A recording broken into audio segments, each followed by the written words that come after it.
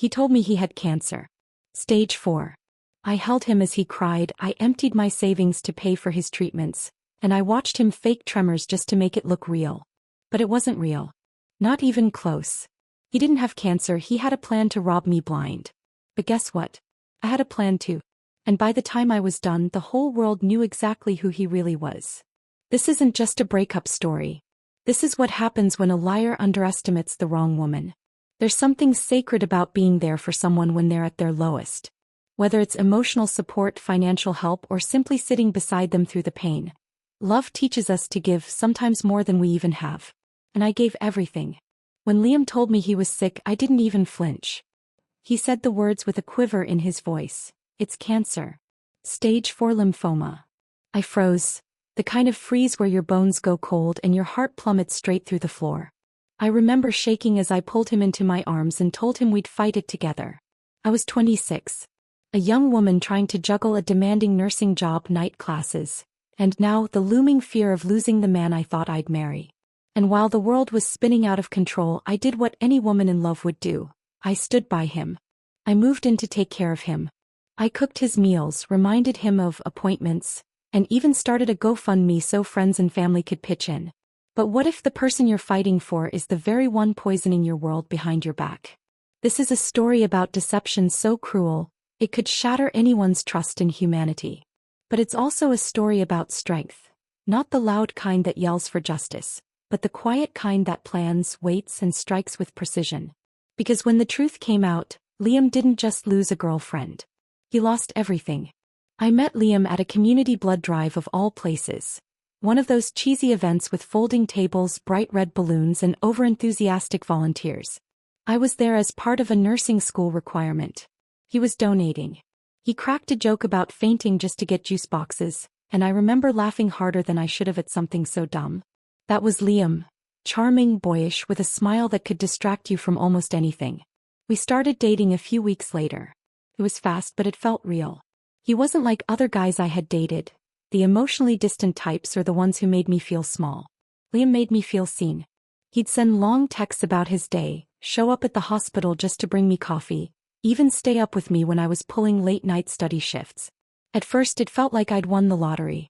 He said he was working as a freelance graphic designer, mostly remote gigs for startups. He'd been between contracts lately, so money was tight, but I didn't think twice. I was used to hard work and sacrifice. I figured relationships were no different. Over the next year, Liam and I built a routine. He moved into my apartment after his lease ended, and I let it happen without a second thought. He started spending more time at home, citing freelance burnout. I picked up extra shifts. It wasn't glamorous, but I believed we were building something. A life. The future. I used to look at him and think, this is what it feels like to be with someone who's all in. Then came the night that changed everything. It was early October. We were curled up watching a crime documentary, ironically one about medical fraud, when Liam suddenly turned to me, his face pale and serious. He said he'd been feeling off. Tired, achy. Night sweats. Then he dropped the bomb.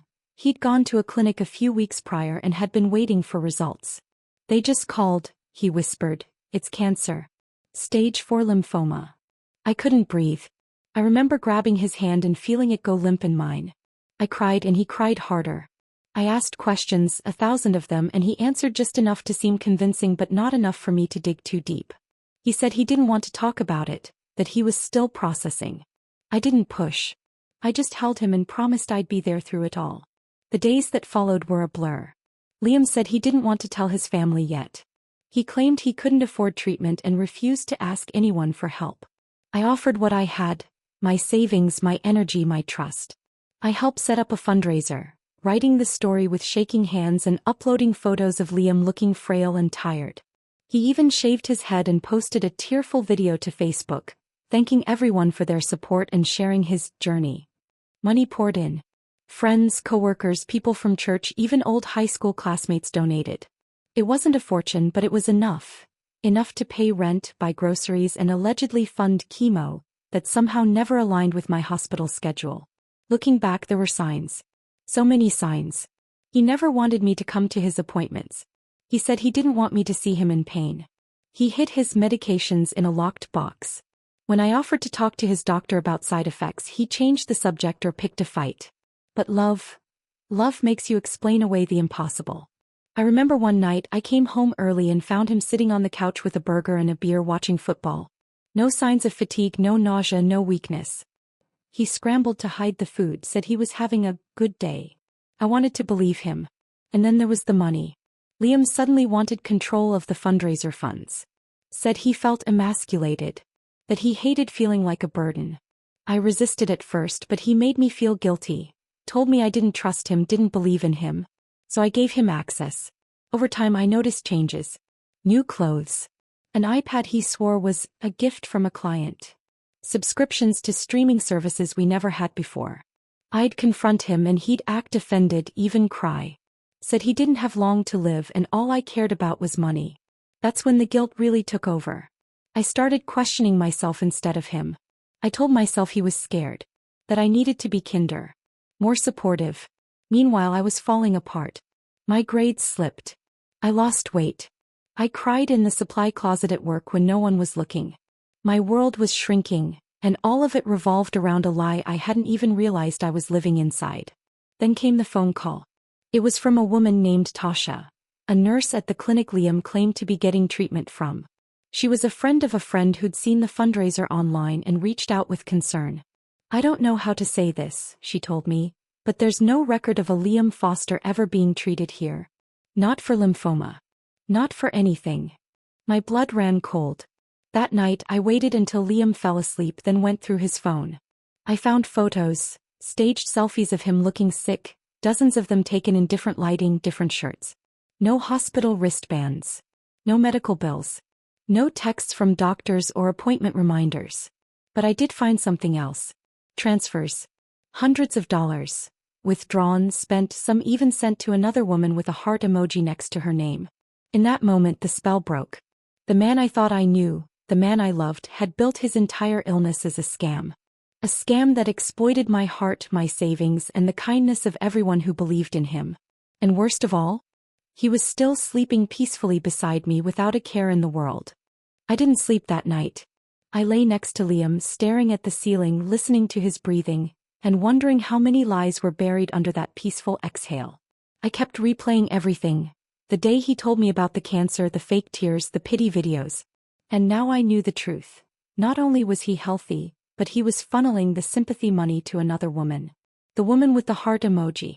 I wasn't just heartbroken. I was humiliated. And more than that, I was angry. The next morning I played along like nothing had changed. I kissed him goodbye, handed him his vitamins, and told him I'd be late at the hospital. But instead I drove straight to the bank. I needed to confirm what I'd seen on his phone. What I found made my stomach drop. Over $12,000 had been raised. Most of it gone, transferred in chunks to his personal account, withdrawn as cash and sent in wire transfers labeled as gifts, repayments, or medical equipment purchases. But there were no receipts. No invoices. Just red flags and stolen trust. I returned home that evening to find him sprawled on the couch, controller in hand, playing video games like it was just another normal Tuesday. When I asked him how he was feeling, he groaned and clutched his stomach. Said the nausea was coming back.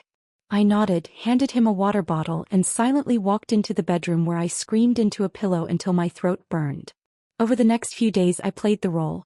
Supportive girlfriend. Quiet. Tired. Distracted. But inside I was gathering evidence. Screenshots of his messages, bank statements, text logs, fundraiser posts, and even the metadata on his staged photos. Everything. But then came the final blow. I confronted the woman from the transfers. The one with the heart emoji. Her name was Vanessa. I sent her a simple message. Hey, I think we're dating the same guy. She replied within minutes. Vanessa had been seeing Liam for almost 6 months. She thought he was the one struggling with a sick ex-girlfriend, me, and claimed he only stayed with me out of guilt. She even had photos of them on vacation together. Beach sunsets. Rooftop dinners.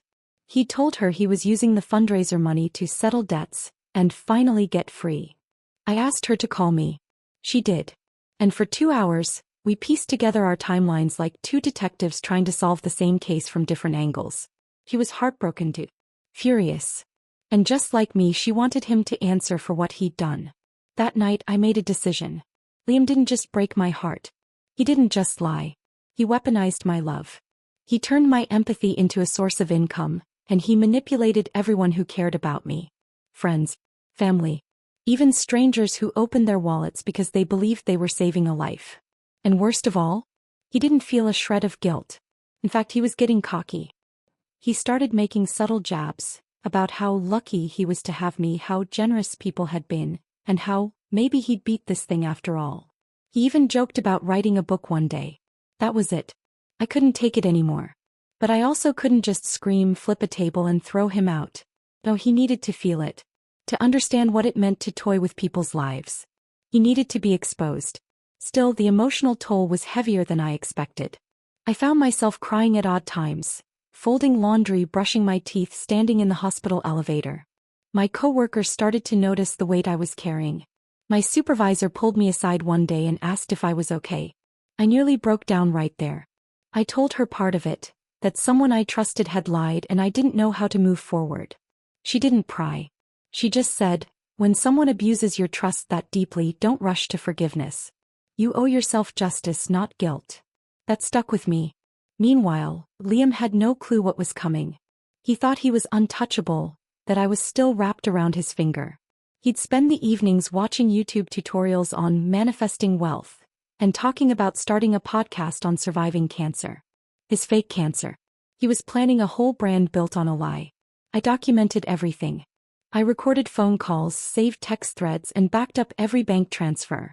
Vanessa sent over screenshots from her side too, conversations where he laughed about people throwing money at his story, calling them easy bait. That's when it stopped being personal. It became righteous. I wasn't just getting revenge for me anymore. I was doing it for every donor who sacrificed their hard-earned money. For every person who cried over his story. For the patients I treated every day who actually were fighting for their lives while this man turned sickness into a scam. Still, pretending to love someone you secretly want to destroy takes a toll.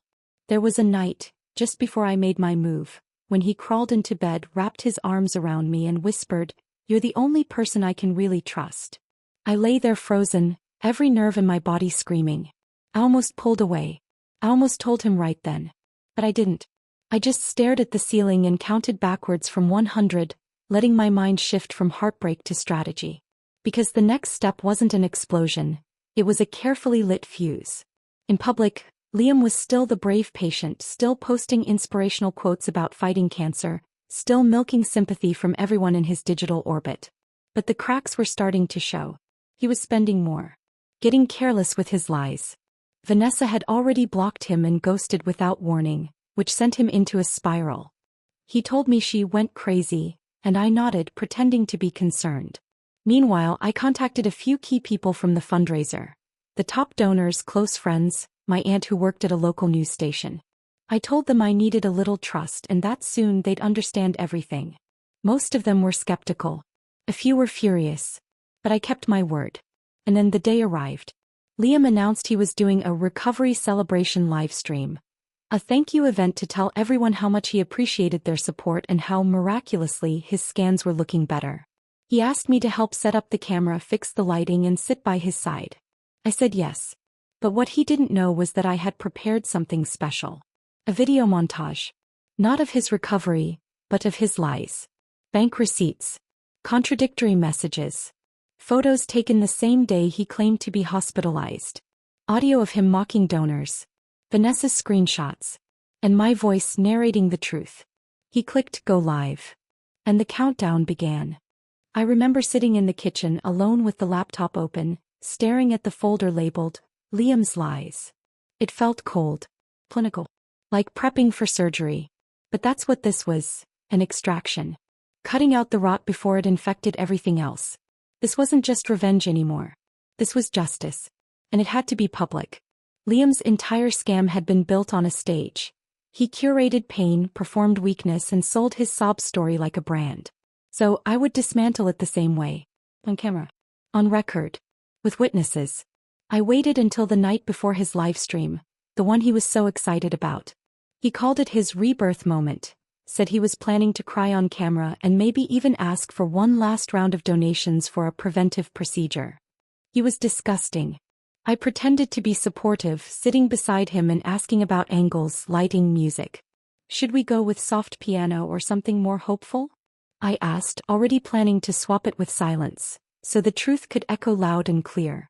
That night when he went to bed, I stayed up until 3 a.m. stitching together the final version of the video. It was 12 minutes long. Brutal. Precise. Unforgiving.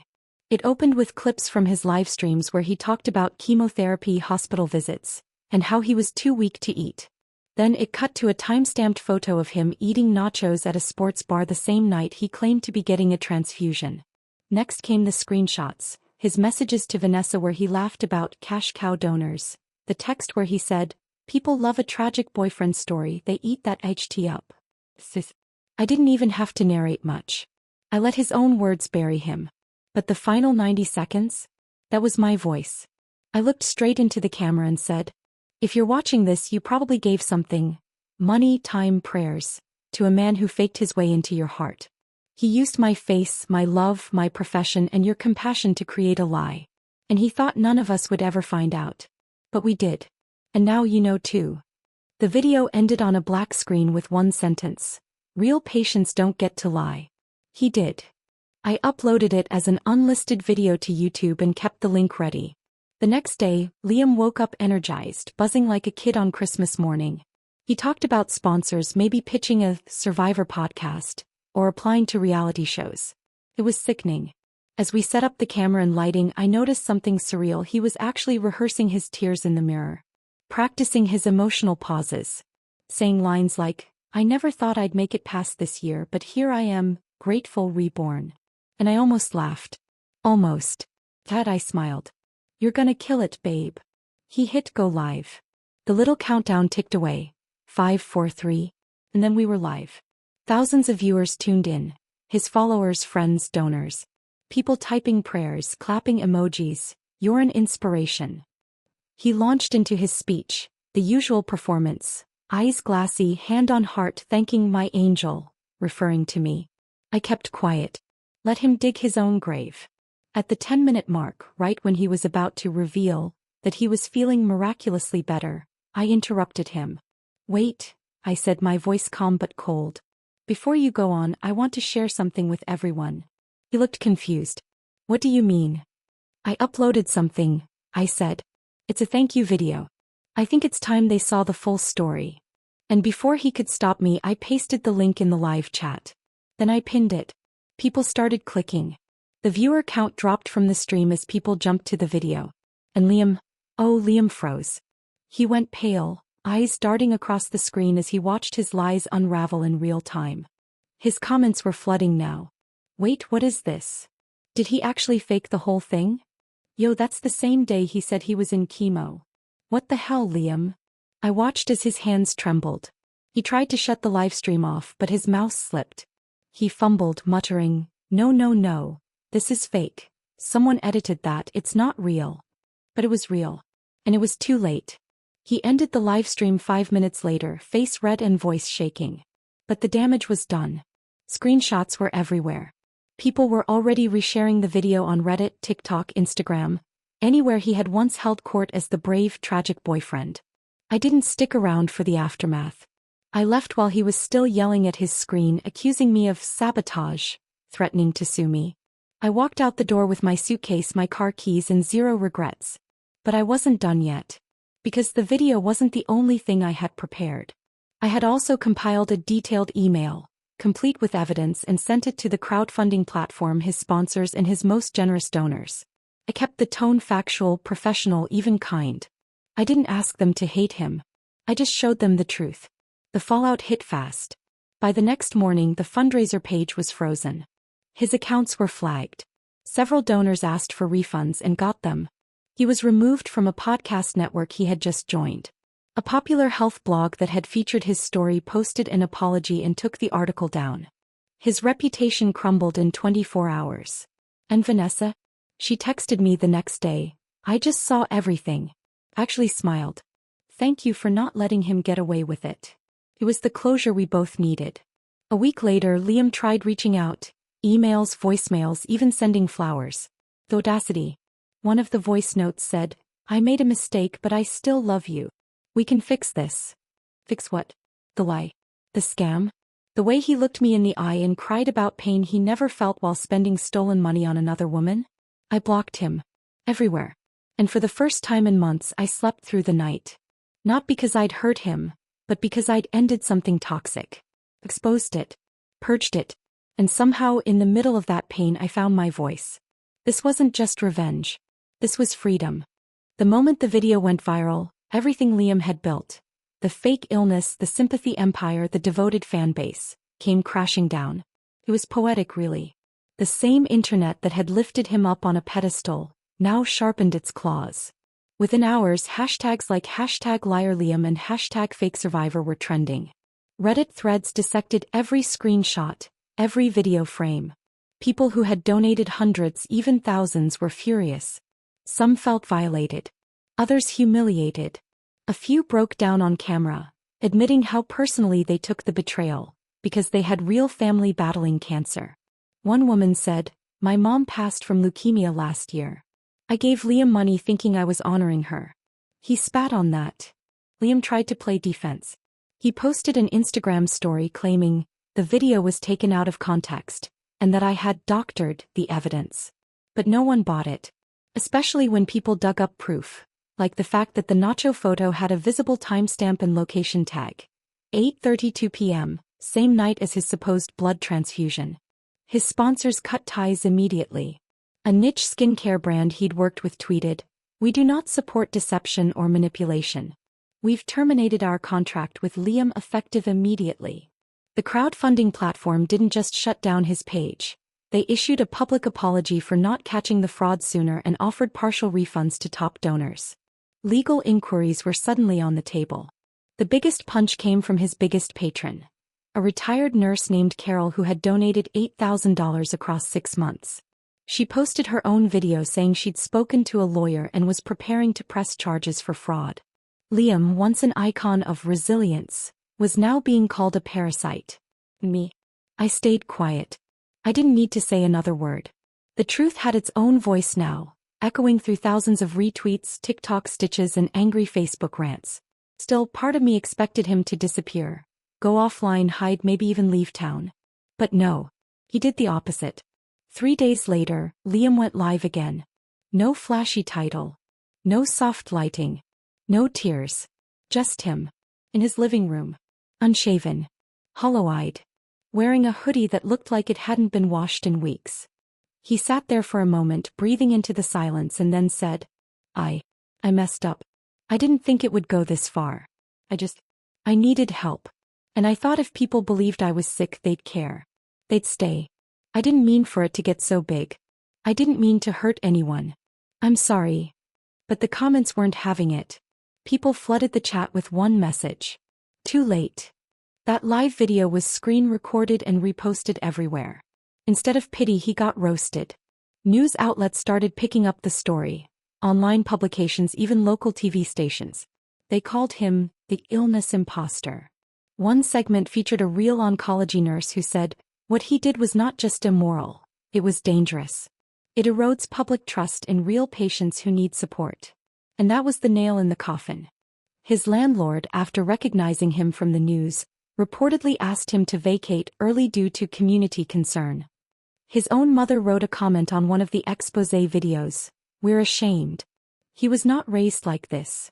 His Instagram, once a gallery of smiling selfies and fake hospital bracelets, went blank. Comments disabled. Followers plummeting by the thousands every hour. He was quite literally exposed. But what broke him wasn't the fame imploding. It wasn't even the lawsuits or the refunds. It was the silence. The absence of sympathy. He'd fed off being the center of attention. The kind people cried for, rallied behind, sent prayers to. Now no one cried for him. No one prayed for him. They just turned away. He called me once. Left a voicemail. I didn't listen to it. Just deleted it, like clearing the trash folder on your computer. Necessary maintenance. I moved on. And I wasn't alone. The people he lied to, they moved on too, but not before sharing their pain and helping each other heal. I watched from a distance as strangers built communities around the betrayal. They organized fundraisers, but this time for real patients, verified ones. They turned rage into restoration. That, to me, was the most satisfying part. Not the views. Not the headlines. Not even Liam's downfall. But the fact that, in the end, his lies inspired something honest. Something better. He tried to fake his way into people's hearts. Instead, he gave them something to unite against. And I gave them the truth to do it. Looking back now, I still struggle to understand how someone can fake something so sacred, illness, suffering, survival, and do it with a smile. I spent months beating myself up, wondering how I missed the signs, how I could have been so blind. I was a healthcare worker. I should have known better, right? But that's the thing about love. About trust. It doesn't always ask for proof. And Liam knew that. He didn't just manipulate facts, he manipulated feelings. He weaponized vulnerability. He used my compassion, my career, and your kindness as tools for profit. But in the end, he didn't win. Because the truth did come out. Because people did care. And because the same humanity he tried to exploit was the very thing that stood up and said, enough. I've learned a lot from this. That silence can be as powerful as a scream. That exposing the truth doesn't make you vengeful. It makes you brave. And that even when someone breaks your heart, lies to your face, and leaves you emotionally gutted, you can still choose to walk away with dignity. Liam lost everything, his followers, his reputation, his relationships. But I didn't lose a thing. I gained clarity. I gained peace. And in a strange way, I gained a voice louder than I ever thought I had. To anyone watching this who's ever been manipulated, used, or made to feel small, I want you to hear this. You are not stupid. You are not weak. You are not alone. Sometimes the best revenge isn't watching someone fall. It's watching yourself rise. And if you made it this far into the story, thank you. For listening. For witnessing. For caring. And if you ever come across someone like Liam, trust your gut, ask questions, and remember, real healing doesn't come from lies. If this story resonated with you, please give it a like. It helps more people find it. Drop a comment below if you've ever experienced betrayal or deception and want to share your truth. And don't forget to subscribe for more powerful real-life stories that matter. Your story might be next.